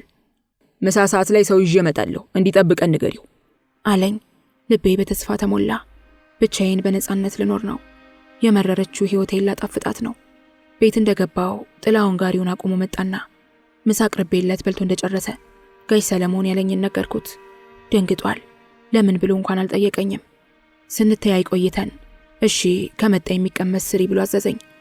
እየሰራው ያለ ጋሽ ሰለሞን ካጋቡኝ ሽማግሌዎች ጋር አብሮ ሲመጣ ሳየው ነፃ የወጣው መሰለኝ። ጥላውን ምንም የሚያውቀው ነገር የለም። ሲመጡም ስቆ ተቀበላቸው። እንግዶቹ አረፍ እንዳሉ ጋሽ ሰለሞን ትዕግስት ብሎ ጠራኝ። ደንግጬ የተጠጋኋቸው። የ80ውን ወረቀት እንዳመጣም ጠየቀኝ። ወረቀቱን አስቀምጦት የነበረው ጥላውን ስለነበረ የት እንደነበር ጠይቄ የ80ውን ወረቀት ይዤ ቀረብኩ። እሱም ፊቱ በርበሬ መስሎ ቀረበ። ጋሽ ሰለሞን ትዳሩን ትፈልጉታላችሁ ብሎ ጠየቀን። ሁላችንም ተያየን። ጥላውን በንዴት እንደሚፈልገው ሲናገር እኔም በኩራት እንደማልፈልገው ተናገርኩ። በውሳኔያችን እርግጠኛ ሰለሞናችን ደግሞ ጠየቀን። ሁለታችንም በምላሻችን እርግጠኛ እንደሆንን ተናገርን። ጋሽ ሰለሞን የ80ውን ወረቀት ቀደደው። 80ችሁ ተቀዷል። እሷ ካልፈለገች የሚሆን ነገር የለም። ዕቃህን ይዘህ ውጣ፣ ካልወጣህ የሚመጣውን ታያለህ። ይህንን ተናግሮ አብረውት ከመጡ ሽማግሌዎች ጋር ወጥተው ሄዱ። እነሱ እንደሄዱ ነበር እኔና ጥላሁን በደንብ ያወራ ነው። ውሳኔውን የወሰንኩት ለምን እንደሆነ ጠየቀኝ። አንድ በአንድ እየተንቀጠቀጥኩ አስረዳሁት። ዝም ብሎ ከቆየ በኋላ ስላለፈው ታሪክ ማውራት ጀመረ። ከአሁን በፊት ከብዙ ሴቶች ጋር በኮንደም ይወጣ እንደነበር፣ በመጨረሻም ከብዙ አንዷን በኤችአይቪ እንዳስያዛት፣ ካስያዛት በኋላም ስላሳዘነችው በ80 እንዳገባት፣ እሷም መድኃኒት ስላልወሰደች እንደሞተችበት፣ ከሞተች በኋላ ለ2 ዓመት ከሌላ ሴት ጋር የግብረ ሥጋ ግንኙነት እንዳላደረገ፣ በመቀጠልም በሽታ ያለባት ሴት ሚስት እንዳገባ፣ እሷም ገና ሲነካት እብድ እንደሚያደርጋት፣ የሆነ ቀን ሊያደርጉ ሲሉ አናቱ ላይ የፈነከተችውን ጠባሳ ማሳየኝ። እኔን ያገባኝ እሷን ቤት አስቀምጦ እንደሆነ ነገረኝ። ግንኙነት ካረገ ረዥም ጊዜ ስለሆነው ለዚህም የንዴት መወጫ እንዳደረገኝ ሳውቅ የበለጠ ቆረጠልኝ። በሚስቱ ላይ ሚስት እንዳደረገኝ ሳስብ አንገበገበኝ። እንዲወጣልኝ ለመንኩት። በእኔ ደስተኛ እንደነበር ነግሮኝ አልጋውን በጋሪው ላይ ጭኖ ሲሄድ ሰላም አገኘሁ። እሱን ከማግባቴ በፊት ከመወዳት ፍራሼ ላይ ጋደም አልኩ። ከተኛውበት መጥቶ ሰውነቴን የሚነካኝ እየመሰለኝ መሳቀቅ ጀምሬያለሁ። አለመኖሩን ሳስብ ደግሞ የሚሰማኝ ሰላም ይህ ነው አይባልም። ከፈታሁት በኋላ ለ3 ቀናት ከቤቴ ሳልወጣ ብቻዬን ደስ እያለኝ ሙት ቤተሰቦቼንና አፍቅሬ የተነጠቅኩት ፍቅሬን እንዲሁም ሳላፍቅሬ ያገባሁትን የልቤን ቁስል ፈጣሪ የሰውነቴን መሸማቀቅ መስራች አንዳንዴም አብሬ ያስታውሰዋለሁ። ጓደኞቼ ለምን እንደዚህ እንደጠፉ አላውቅም። መሄጃቸው ደርሷል። ነገ እንቁጣጣሽ ነው። እንቁጣጣሽ የሚመስለው አበቦች ሲፈነድቁ ነው። የኔ አበቦች ግን እንዳለ ጠውልገው ከስመዋል። ታዲያ እንዴት እንቁጣጣሽን ከሚያከብሩት ሰዎች ጋር እቆጠራለሁ? በበዓሉ ቀን ከቤት ሳልወጣ አበቦች እያሉ እንቁጣጣሽ ያከበርኩትን ቀን እያስታወስኩ አልኩ። የሆነ ሰዓት ደስታ መታ እንጀራ በሳህን ሰጥታኝ ሄደች። ከባሌ ጋር እንደተፋታው ስለምታውቅ የድሮ ሳቋ ጠፍቷል እና ሐሴት ዛሬም ሳይመጡ አሉ ብዬ ተጨነቅኩ። በዓሉ እንዳለፈ ጓደኞቼ መሄድ አለመሄዳቸውን ለማጣራት ወደ የቤታቸው እየሄድኩ እያለ እማማ ዘነቡና የኛ ሰፈር ያለች ሴትዮ ቆመው ባሏን በወራ የፈታችው ድንግልናዋን ስላጣ ነው ብለው ሲያሙኝ ሰማኋቸው። ጆሮዬ ሌላ ነገር ሳይሰማ በፍጥነት ተናድጄ ወደ ቤቴ ተመለስኩ። ማንም ሰው ህመሜን የሚያይልኝ የለም። ማንም የሐዘኔን ጥልቀት የሚረዳ የለም። ግን ሁሉም ሰው ስህተቴን ነጥሎ ያወጣል። ለምን ባለቤቴን እንደፈታው ማንም አያውቅም። ታዲያ ለምን ስለማያውቁት ነገር ያወራሉ? ለምን ባልተከሰስኩበት ቦታ ፈራጅ ይሆናሉ? ምን አለበት የውስጤን ቢረዱልኝ? ከቤት እንደተቀመጥኩ ብርሃን በጨለማ ሲተካ ተመልሼ ተኛሁ። ጠዋት ላይ ቤት መቀመጡ ሲሰለችኝ ዳንቴል እየሰራው ድንግልና ያለመኖሩን ጎረቤቶቼ እንዴት አውቀው ሊያወሩ ቻሉ? ጥያቄ ፈጠረብኝ። ጥላውን እንደዛ ብሎ አውርቷቸው እንደሚሆን አስቤ እሱን መፈለግ ጀመርኩ። ስለ ሰው ወሬ ግድ ሳይሰጠኝ ይኖራል ብዬ ከማስበው ቦታ ሁሉ ሄድኩ። የለም። ተስፋ ቆርጬ ወደ ቤት እየተመለስኩ እያለ ከሆነች ጠበብ ካለች ሆቴል በረንዳ ላይ ቁጭ ብሎ ተመለከትኩት። ወደ እሱ በፍጥነት አመራው። መጮህ ፈልጌ ነበር፣ ግን ሰሚ ስለሌለ በተረጋጋ መንፈስ ለምን እንደዛ ብሎ እንዳወራ ጠየቅኩት። እሱ እንዳላለ ነገረኝ። አሁን ንዴት ተጭኖኝ መጮህ ጀመርኩ፣ በጩኸትና በቁጣ ከሱ ውጭ እንደዚህ የሚያወራ እንደሌለና ለምን እንደዛ እንዳወራ እንዲነግረኝ አስገደድኩት። መለሰልኝ። የመለሰልኝ መልስ በጣም ያናድድ ነበር። እንደ ሌሎች ብዙ ሴቶች ብዙ ደም አልፈሰሰሽም አለኝ። ሰውነቴ ብዙ ስቃይን ስለተቋቋመ ነው እንጂ ከመድማትም አልፎ መሞት ነበረብኝ። በተናገረኝ ንግግር ተበሳጭቼ ትቼው ወደ ቤቴ ሳመራ ከስንት ጊዜ በኋላ ሀሴትን አገኘኋት። በጣም ደስ ብሏት አቅፋ ሳመችኝ። ጓደኞቼ ማለት ለኔ ብዙ ነገሮቼ ናቸው። እኔም ዩኒቨርሲቲ ሳትሄድ ስላገኘኋት በጣም ደስ ብሎኛል። ሰው ከሌለበት ቦታ ቁጭ ብለን ማውራት ጀመርን። ባሌን እንደፈታሁት ገና ሳልነግራት ሰምታ ነበር። ልትመጣ እንደነበረም ነግራኛለች። ቀጥሎም ስላስጨነቀኝ ነገር ላውራት ፈራ ተባስል። ባለቤትሽ ደህና ነው ብዬ ጠየቅኳት። ሀሴት ጓደኛ የያዘችው 12ኛ ክፍል እያለች ነው። ቤተሰቦቿ ምንም አያውቁም። በጣም ትወደዋለች፣ እሱም ይወዳታል። የሆነ ሰዓት የግብረ ስጋ ግንኙነት ካላደረግን ብሎ ሲጨቀጭቃት እሺ ብላው ግንኙነት እንዳደረጉ ነገረችኝ። ባልሽ ደህና ነው ብዬ ጠየቅኳትም ለጥያቄ መንደርደሪያ ሐሳብ እንዲሆነኝ ነው። ቀጥዬ ማወቅ የምፈልገውን ነገር ስጠይቃት ግንኙነት ሲያደርጉ እንደኔ አሟት ነበር። ብዙ ደም እንዳልፈሰሳት ነገረችኝ። የመመሳሰላችን ነገር ገርሞኛል። ሳልሸማቀቅ አሁንም ለምንድነው እንዲህ የሚሆነው ብዬ ጠየቅኳት። በብዛት እንዲህ አይነት ነገር ይፈጠራል። እኔም ከፍቅረኛዬ ጋር በዚሁ ምክንያት ተጣልተን ነበር። ከዛ በኋላ ነው አምኖበት የታረቅ ነው። ስለ ነገሩ ለማወቅ ከነበረ ጉጉት የተነሳ እጨነቅና ብዙ ሰዎችን እጠይቅ ነበር።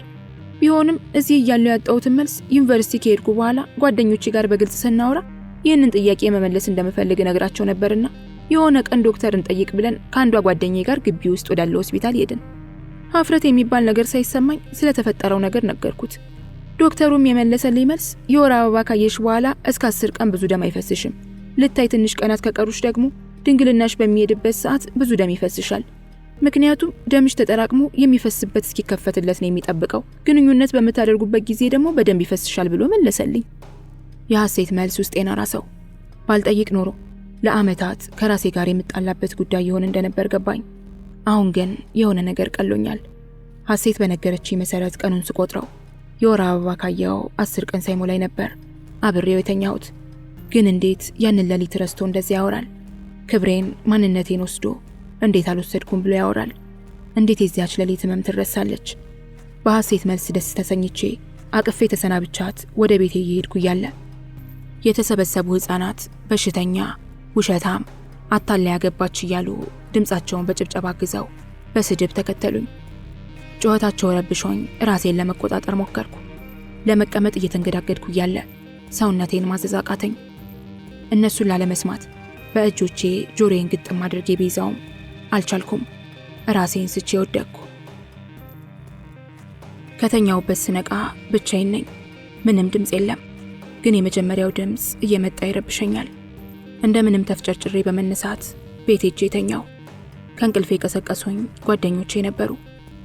ከማግባቴ በፊት እንደነበር ነው ልንሆን ተሰባስበናል። የሆነ ነገር ተጫጭኖኛል።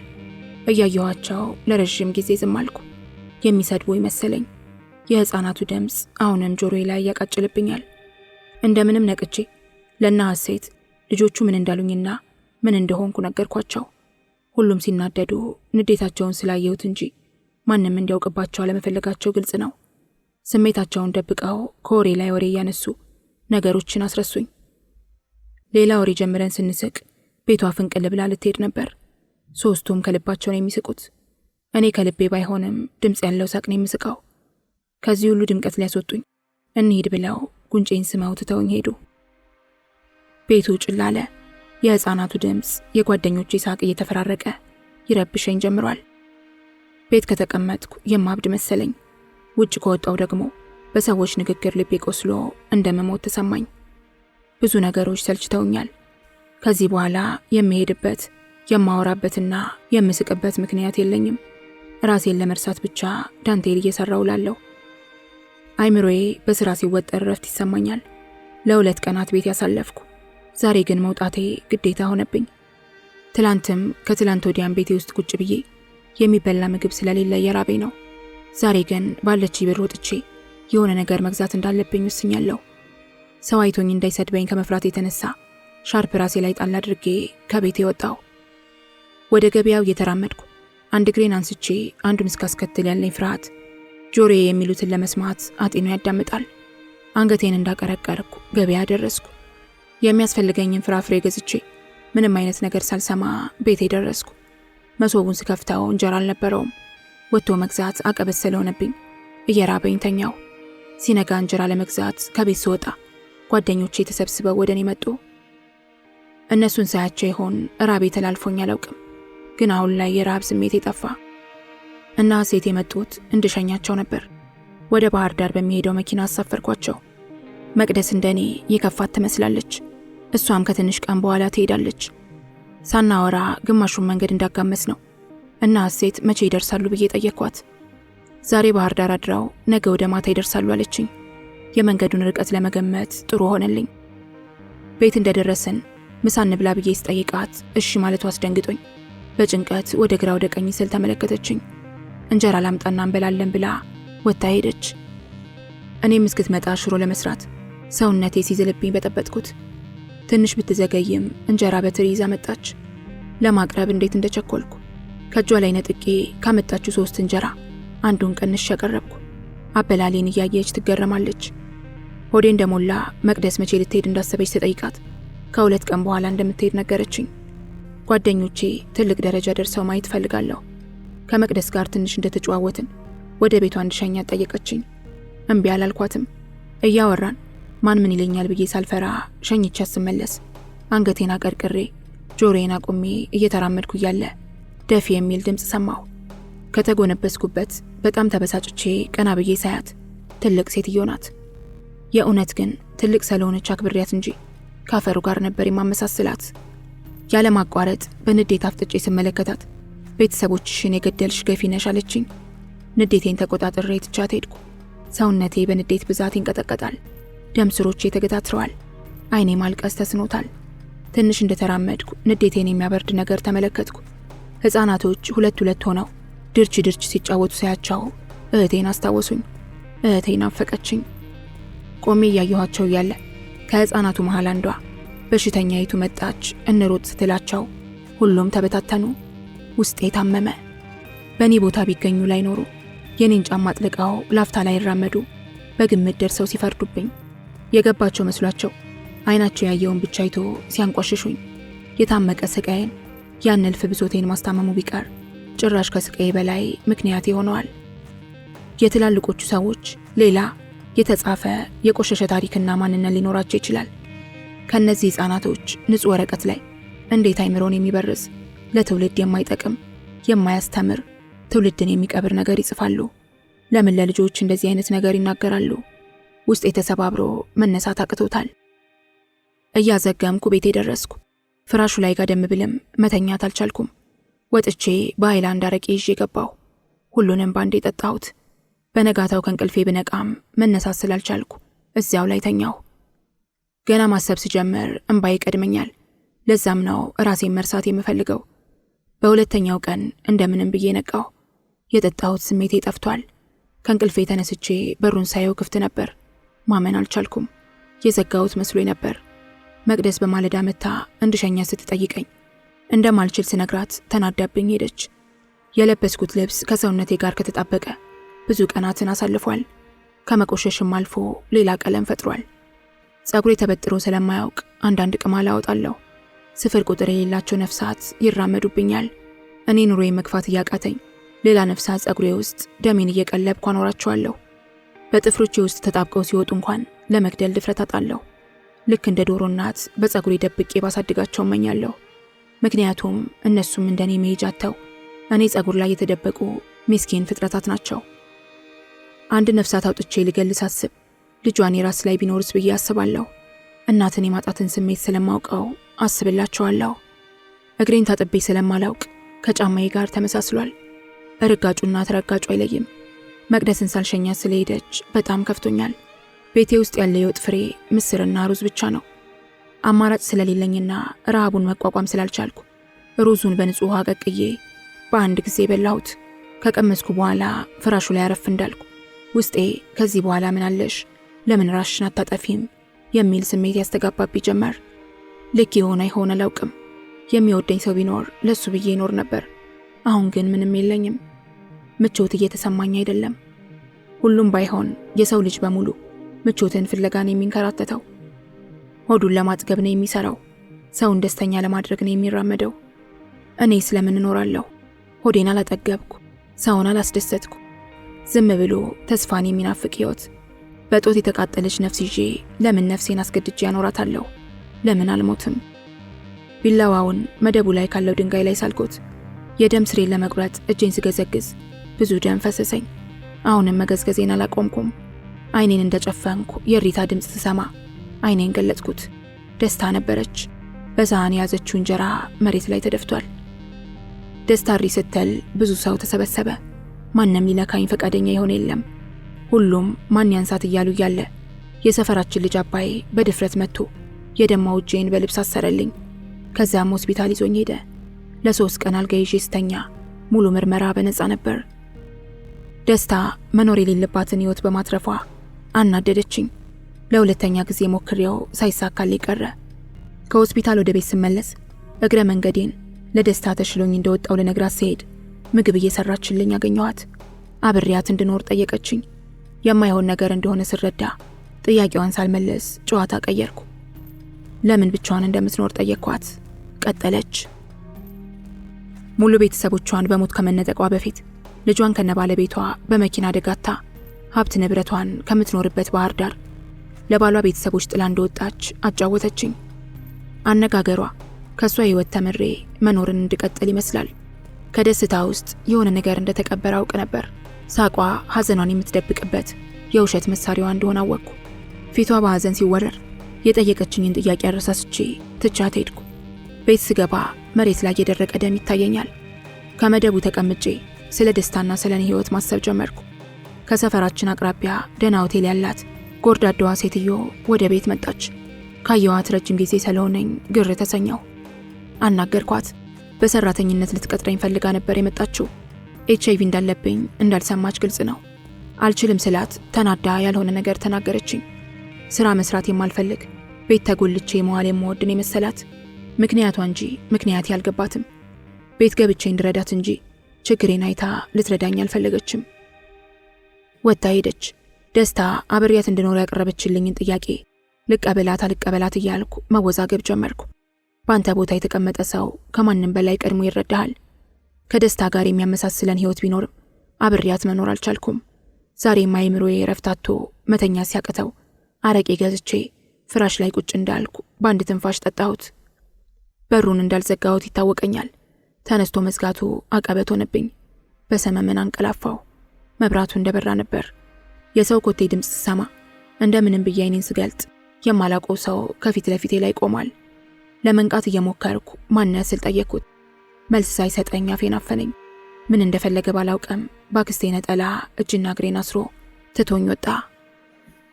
ምሮኛል ብዬ ገና ሳልረጋጋ ወዲያውኑ ተመለሰና በውስጥ በኩል በሩን ዘጋው። በሩን የዘጋበት ምክንያት አስጨነቀኝ።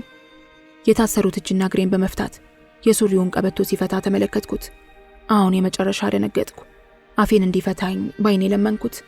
ልመናዬን ሊሰማ ፈቃደኛ አልነበረም። እንደምንም በእጄ ፈትቼ አይሆንም ቆይ ልንገር ስለው እንደገና አፌንና እጄን ጠፍሮ አሰረኝ። አሁን ላይ መደፈሬን ሳይሆን ያሰብኩት እሱን በበሽታ ማስያዜን ነበር ያስታወስኩት።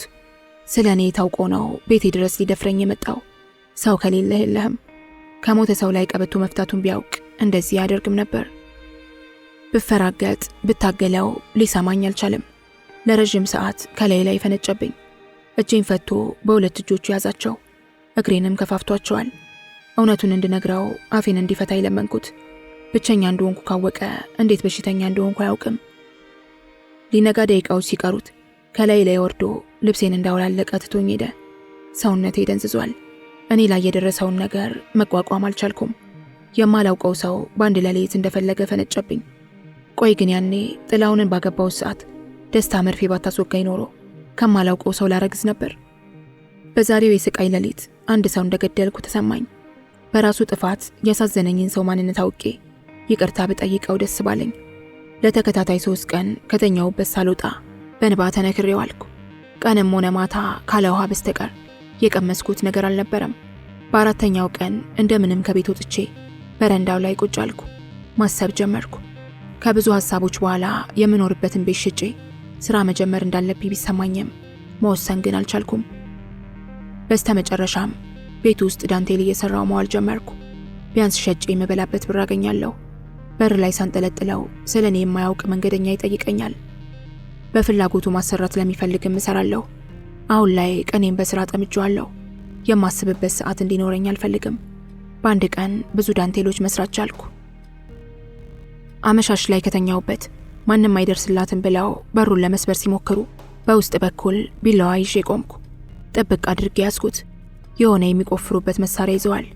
በሩን ሰብሮ ሲገባ በቢላዋ ለወጋው እጄን ሲሰነዝር በጥፊ መቶኝ እጄን ጠምዝዞ በሽተኛ ብሎ ሰደበኝ። ተናደድኩ። በልህ እጄን እንዲለቀኝ ብታገለውም አልቻልኩም።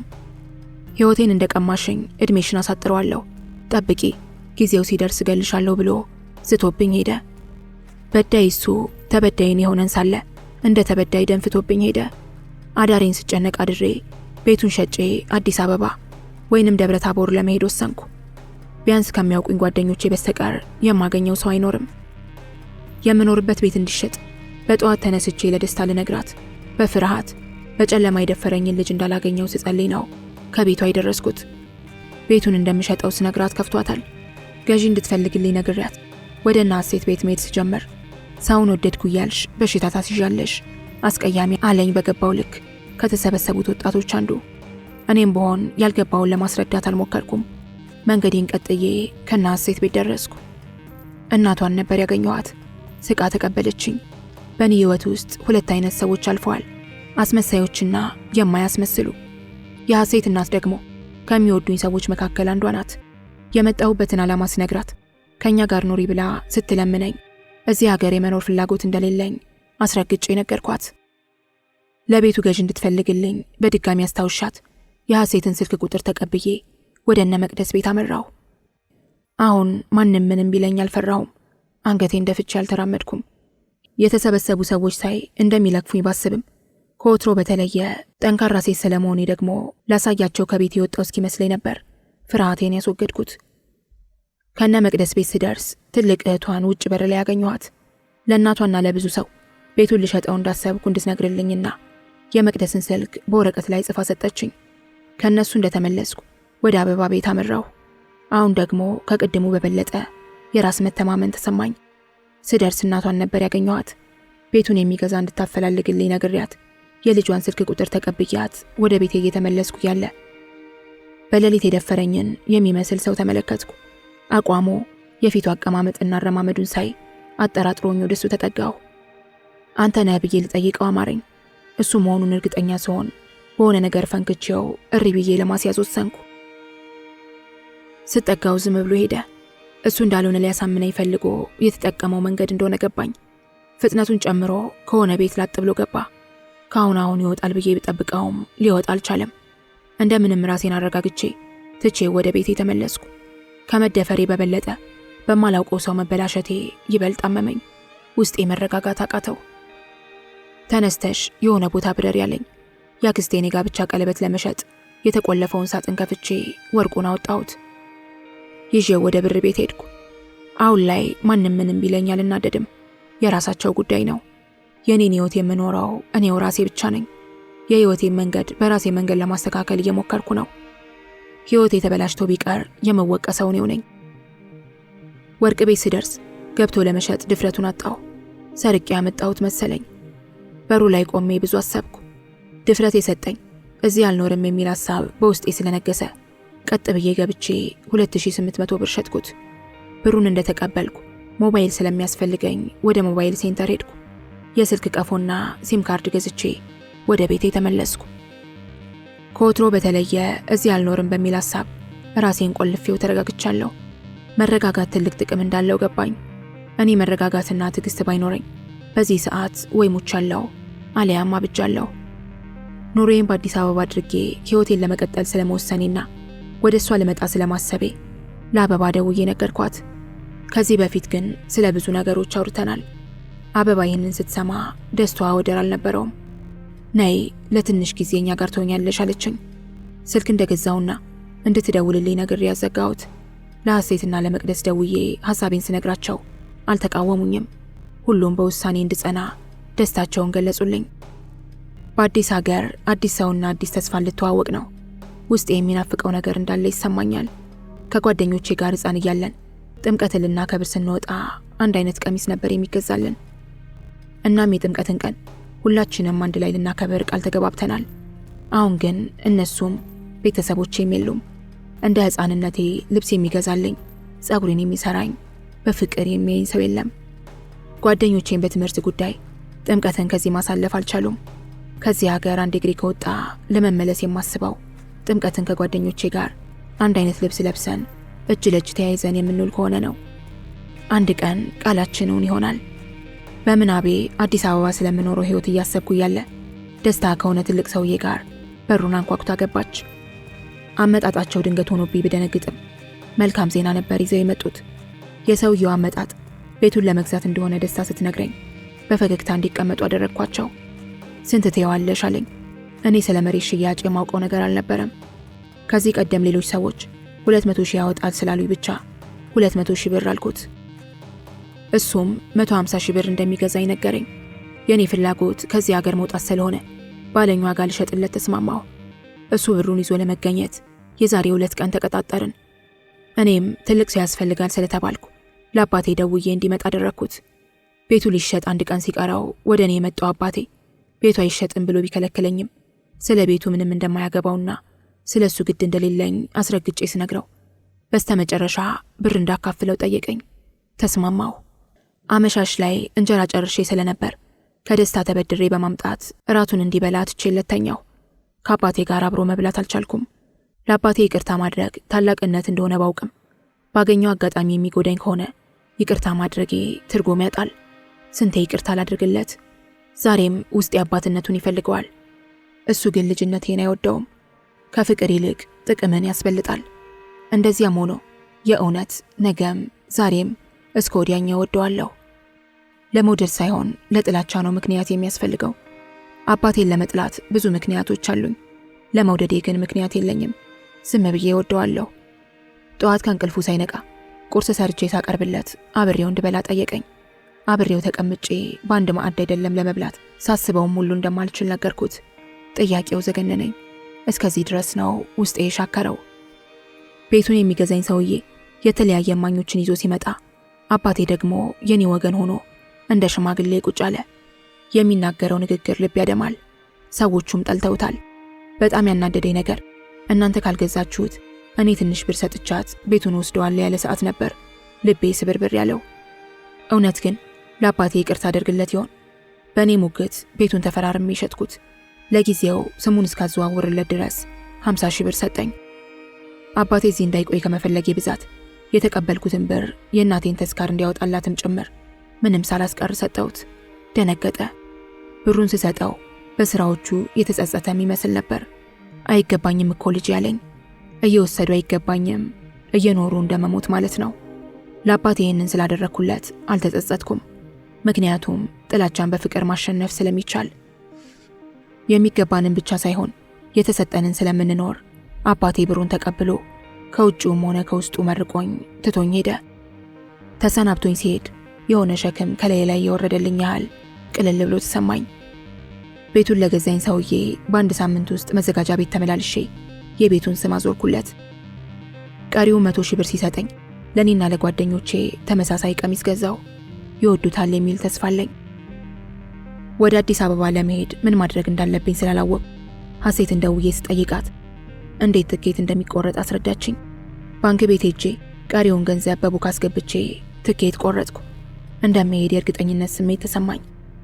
ከባንክ ቤት ስመለስ ለሰፈሬ ሰዎች በሙሉ ቡና ገዝቼ ሳድላቸው በረገሙኝ፣ በሰደቡኝ፣ ባንቋሸሹኝ አፋቸው ሲመርቁኝ ደስ አለኝ። ሁሉም የተሳካ ህይወት እንዲገጥመኝ መረቁኝ። አሁን ላይ ያለፈን የስቃይ ህይወቷን ቀብራ ተስፋ ላይ የተንጠለጠለች ልብ እንጂ በሰዎች ወሬ የምትሰባበረውን ልቤን ቀብሬያታለሁ። የሸጥኩትን ቤት እኔ እንደሄድኩኝ ደስታ እንድታስረክበው ስላወራን ያለኝን የቤተሰቦቼን ዕቃ ደስታ ጋር ባደራ አስቀመጥኩ። ቤቴ የኔ ሻንጣ ብቻ ነው ያለው።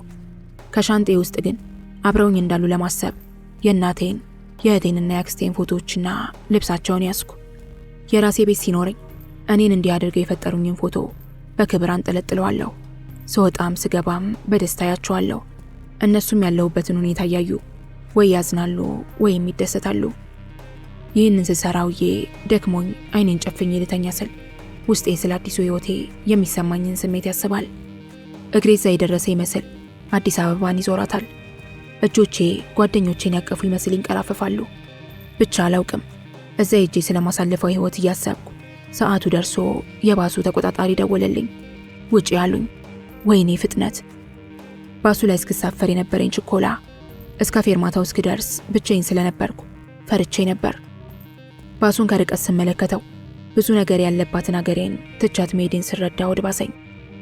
ወደ ባሱ ስጠጋ ደስታ ደወለችልኝ። አነሳሁት። ቤት መታ እንዳጣችኝ ስትነግረኝ ከባስ ፌርማታው እንደሆንኩ ነገርኳት። ስልኩን ጆሮዬ ላይ ዘጋችው። ቻው ስላት አቅፌ አልሳመችኝ።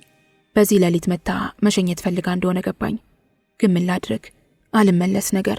ስልክ መልሼ ስደውልላት አታነሳም። ተስፋ ቆርጬ ለረዳቱ ያዝኩትን ትኬት ሳሳየው ሻንጤን ተቀብሎ የሆነች ትንሽ ወረቀት ሰጠኝ። ለምን ሻንጤን እንደወሰደው አላውቅም፣ ግን እኔ ከገባውበት መኪና ሲያስገባ ስላየሁት ምንም አልመሰለኝም። በኋላም የምቀመጥበትን የወንበር ቁጥር አሳይቶኝ ቁጭ እንዳልኩ ደስታ ደወለች። ደንግጬ ያነሳሁት። እንደመጣችና ከየትኛው ባስ እንዳለው ጠየቀችኝ። ነገርኳት። መጣች። ሳያት ደስ አለኝ። በፌስታል ሽሮና በርበሬ ቋጥራልኝ ነበር የመጣችው። ወይ ደስታ! እየተሳሳምን እያለ መኪናው ሲንቀሳቀስ ትታኝ ወረደች። እኔ የፈራሁትን ጨለማ ደፍራ በመምጣት ተሰናበተችኝ። መልካምነቷ ከአቅሜ በላይ ሆነብኝ። ፈጣሪ እድሜና ጤና አብዝቶ ይስጣት።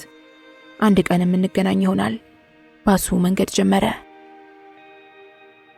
ጨለማው ባለመፍካቱ ምክንያት ካጠገቤ የተቀመጠውን ሰው መለየት አልቻልኩም። መብራት ስለሌለ አልተያየንም። ጸጥ ስላለብኝ የተኛም መሰለኝ። ነግቶ ምን ላይ ተሳፍሬ እንደሆነ ለማወቅ ስለጓጓው አይኔን አልጨፈንኩም። ብዙ ከተጓዝን በኋላ ጨለማ በብርሃን ተተክቶ ያለሁበትን ሁኔታ ማየት ቻልኩ። ዛፎች፣ ተራሮች፣ ማሳዎችና የታረሱ መሬቶች በመኪናው ፍጥነት እየተቀያየሩ ይታያሉ። 2 ሰዓት አካባቢ የባስ አስተናጋጁ የሃይላንድ ውሃ ይዞ መጣና ለሁሉም ሰው አደለ። በህይወቴ ለመጀመሪያ ጊዜ የሃይላንድ ውሃ ልጠጣ ነው። የአዲስ ህይወት፣ የአዲስ ተስፋ መጀመሪያ ምልክት ይሆን? ውሃውን ተቀብዬ በመጎንጨት አስቀመጥኩት። ትንሽ ቆይቶ የታሸገ ኬክ ለሁሉም ሰው አደለ። የተሰጠኝን ኬክ ከጎን ያለው ልጅ የራሱን ተቀብሎ ሲያስቀምጥ አይቼ እኔም አስቀመጥኩት። ልጁ ተኛ። ቀሪዎቹ ተሳፋሪዎች የተሰጣቸውን እየከፈቱ ሲመገቡ ተመለከትኩ። እኔም በፍርሃት ማንም ሳያየኝ ቀስ እያልኩ ኬኩን መጉረስ ጀመርኩ። ግማሹን እንደበላው ያልተቀመሰ በማስመሰል በታሸገበት ላስቲክ አስተካክዬ አስቀመጥኩት። ብዙ ርቀት ከተጓዝን በኋላ አብሮኝ የነበረው ልጅ ከእንቅልፉ እንደነቃ ኬኩን አውጥቶ እንብላ እናት አለኝ። አይ ብላ ብዬ ፊቴን ወደ ውጭ አዞርኩ። በልቶ እስኪጨርስ አይኔን ከመስታወቱ ውጭ ልኬ የፍጥረታትን ልዩነት መታዘብ ጀመርኩ። በማየው ነገር ሁሉ ተደነቅኩ። ተፈጥሮን ከማድነቅ ተመልሼ የጀመርኩትን ኬክ አወጣውና እንብላ አልኩት። እኔ ስልሽ እምቢ ብለሽ ብሎ ፈገግ አለ። እኔም ፈገግ ብዬ መልስ አልሰጠው በልቼ ጨረስኩ። ከዚያም ስልኩን አውጥቶ መነካካት ጀመረ። እኔም አይኔን ከሰማዩ ስር ደመና አሳርፌ መድረሻዬን እያሰብኩ እያንሰላሰልኩ ከሆነ ጠመዝማዛ መንገድ ደረስን። ያስፈራ ነበር።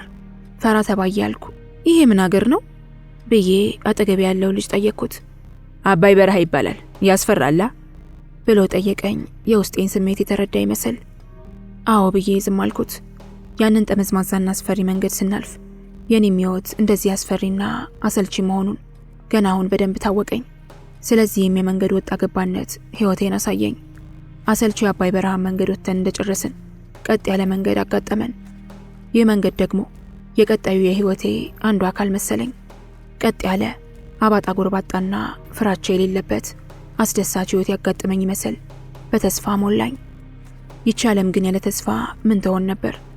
የሆነ ከተማ ላይ ደረስን። ደብረ ጎራቻ ትባላለች። ቀለል ያለች ከተማ ናት። ባሱ ምሳ እንድንበላ ወረደን። አብሮኝ የተቀመጠው ልጅ አብረን እንድንበላ በጠየቀኝ መሰረት አብረን በላን፣ ቡናም ጠጣን። አጠቃላይ ሂሳብ የከፈለው እሱ ነበር። ከትንሽ ቆይታ በኋላ ወደ መኪናው ገባን። እንደገና ሌላ መንገድ ጀመርን። ያንን ሁሉ ኪሎ ሜትር ስንጓዝ ያላወራን ልጆች ሆዳችን ጥጋብ ሲነፋው መተዋወቅ ጀመርን። አለማየሁ ይባላል። እኔም ስሜን ነገርኩት። ስለ ሁሉ ነገር እያወራኝ ነበር። እኔ ግን ከስሜ ውጭ ምንም የምነግረው ታሪክ አልነበረኝም። ምክንያቱም ታሪኬ ለወሬ አይመችምና። ረጅሙን መንገድ እሱ እያወራ እኔ እያዳመጥኩ ተያያዝ ነው። መድረሻችን ሲቃረብ ተዘጋጁ የሚል ድምፅ ተሰማኝ። የት እንደደረስን ግራ ስለገባኝ የትን የደረስነው? አዲስ አበባ ቀርበናል እንዴ ብዬ ጠየቅኩት። እንጦጦ ይባላል፣ አዲስ አበባ ልንገባ ነው፣ ተዘጋጂ አለኝ። ምኑን ልዘጋጀው? ለእነ አበባ ደውዬ የት እንደምወርድ ስጠይቃቸው ከምወርድበት ቦታ እየጠበቁኝ እንደሆነ ነገሩኝ። የምወዳቸው አብሮ አደግ ጓደኞቼ ሊቀበሉኝ መሰብሰባቸውን ሳስብ በደስታ ሰከርኩ። የማላውቃት አዲስ አበባ ከተማ አይቼው በማላውቀው በአስፓልቶች መጠላለፍ ታስራ ፈንጣጣ ጥርስ ሲመስል አንዱ ባንዱ ላይ የፎቅ ክምር ተከምሮባት ጫካ ትመስላለች። ለመጀመሪያ ጊዜ ፎቅ ጫካ ሆኖ ተመለከትኩት። ወይ አዲስ አበባ! እየተደመምኩ ሳላስበው ከመሮጃ ቦታችን ደረስን። ባሱ ቆመ። እርግጠኛ ለመሆን ፈልጌ ደረስን አልኩት። አብሮኝ የተቀመጠው ልጅ ሲነሳ አይቼ አዎ ብሎኝ ሲወርድ ተከትዬ ወረድኩ። ለሐሴት ደውዬ እንደወረድኩ ስነግራት የመጣሁበትን ባስ ጠየቁኝ። ነገርኳቸው። መኪናው ገና እየገባ ነው፣ መች ወረድሽ? እኛ እየጠበቅንሽ ነው፣ አትፍሪ ያሉኝ። ስልኩ ተቋረጠ። መውረዴን እየነገርኳቸው አለመኑኝም። ያመኑት የሚጠብቁትን ስላዩ ነበር። በአይኔ የፈለግኳቸው እና ሐሴት የሉም። ውስጤ ፈራ። ከማላውቀው ሀገር ምንድን ነው የማደርገው? መንገድ ላይ ሻንጣዬን አስቀምጬ ቁጭ እንዳልኩ ቆይተው ደወሉልኝ። መኪናው ተሳፋሪዎችን አውርዶ ጨርሷል፣ እስኪ የት እንደሆንሽ ሰው ጠይቅ ያሉኝ። እሺ ብዬ ብዙ ሰዎች ውርውር እያሉ ሲያልፉ በዝምታ ስመለከታቸው እንዳረማመዳቸው ለኔ መልስ ለመስጠት የሚቆሙ አይመስሉም። በፍጥነት ነው የሚራመዱት። ቤት ያላቸው ሁሉ አይመስሉም። ሁሉም ሰው ጊዜውን የሚያሳልፈው በዚህ መንገድ በመመላለስ መስሎ እስኪሰማኝ ድረስ ታዘብኳቸው። ከተቀመጥኩበት ከፍ ብሎ ጫማ የሚጠርግና ቁጭ ብለው የሚያስጠርጉ ሰዎች አየሁ። ወደ እነርሱ ተጠግቼ ያለሁበት ሰፈር ምን እንደሚባል እንዲነግሩኝ ስጠይቃቸው አዲሱ ገበያ አሉኝ። ወዲያውኑ ስልኬን በመክፈት ለሐሴት ደውዬ ያለሁበትን ነገርኳት። ደንግጣ በቃ አንዱ ካፌ የሆነ ነገር አዘሽ ጠብቂን መጣን አለችኝ። እንዳሉኝም አደረግኩ። እስኪ ደውሉልኝ ተቁነጠነጥኩ። ሊመጡ አልቻሉም። አዲስ አበባ ሳልደርስ ሲሆን እንዲወረድኩት ብዬ ራሴን ጠየቅኩ። ውስጤ ፈራ። በአሁን ሰዓት እነሱን ከመጠበቅ ውጭ አማራጭ እንደሌለኝ አወቅኩ። እያንዳንዱ ሰው የራሱን ሕይወት ነው የሚኖረው። ስለኔ ጭንቀት እዚህ የሚተራመሰው ሕዝብ አያገባውም። ታምሜ ብተኛ እንኳን ከመቸኮላቸው የተነሳ ትተውኝ የሚሄዱ ይመስለኛል። ስልኬ ሲጮህ ለማንሳት ቀና ስል ሐሴትና አበባን ከርቀት አየኋቸው። ውስጤ እንዴት ደስተኛ እንደሆነ መግለጽ አልችልም። የእውነት ሳያቸው ማመን አቃተኝ። ደግሞ በጣም አምሮባቸዋል። ተቃቀፍን፣ ተሳሳምን፣ ተያየን። ሰዓቱ እየመሸ ስለነበር ታክሲ ይዘን ወደ እነ አበባ ቤት ሄድን። ስንገባ ሁለት ወንድሞቿ ነበሩ። ስለሚያውቁኝ ደስ ብሏቸው አቀፉኝ። ሐሴትን ብትሆን ግቢ አስፈቅዳኛ ጋር ሆነች። ከስንት ጊዜ በኋላ ከጓደኞቼ ጋር ራት በላን። ሶስታችንም አንድ ፍራሽ ላይ ተኛን። እንደዚህ በነፃነትና በደስታ ከሰው ጋር ከተኛው ብዙ ዓመቶች ተቆጥረዋል። ሲነጋ ደስ አለኝ። ጠዋት ሻወር ውሰጅ ብለው ገፍትረው ሲያስገቡኝ የስንት ዘመን ቆሻሻዬን አስለቀቅኩ። እረፍት ተሰማኝ። ገላይን ታጥቤ ስወጣ የአበባ ወንድሞች ወደ ስራ ሄደው ስለነበር ብቻችንን ቁርስ በልተን የሚከራይ ቤት ፍለጋ ወጣን። ያልገባንበት መንደር የለም። ወይ የሰው ልዩነት ግን ሲገርም! አንዳንዱ የሚከራይ ቤት አለው ተብሎ ለተጠየቀው ጥያቄ አለ የሚል ግንባሬ ላይ ተለጥፏል ብሎ ይጠይቃል። አንዳንዱ ደግሞ ብዙ መንገድ ከተጓዘ በኋላ ይኖራል ብሎ የሚያስብበትን ቦታ ይጠቁማል። ከብዙ ድካም በኋላ አበባ ለምታውቀው ሰው ደውላ የደላላ ስልክ ቁጥር ተቀበለች። ስትደውልለት ፈረንሳይ ነኝ ቤትም አለን አለን። ደከመን ሳንል ወደዚያው ሄደን አገኘነው። ሁለት መኖሪያ ቤቶች አሳየን። አንዱን መርጬ ከአከራዩ ጋር ተስማምተን የአንድ ወር ክፍያ ከፈልኩ። በጣም ስለደከመን የሆነ ቤት ገብተን ምሳችንን በልተን ቡና ጠጣን። ትንሽ እንዳረፍን ለቤቱ የሚሆን ዕቃ ለመግዛት ወደ መርካቶ አቀናን። ወይ መርካቶ ስሟን ነው የምትኖረው። ሰው ሁሉ በስራ ተጠምዷል። በዚያው ልክ ደግሞ አፋቸው ለመላከፍ አይቦዝንም። ብቻ ወከባ የበዛበት፣ አሸካሚም የሚያሸክምበት፣ ተሸካሚም የሚሸከምበት፣ የፈለግከውን የምታገኝበት ቀውጤ ሰፈር ነው። ከአንድ ሱቅ ገብተን የመሬት ምንጣፍ፣ ብርድ ልብስ፣ አንሶላና ኩርሲዎች ገዝተን ወደ ቤት አስገባን። ድካማችንን ለማሳረፍ ከአዲሱ ቤት ያደርን። ጠዋት ቁርስ ልንበላ ስንወጣ ደላላውን አገኘ ነው።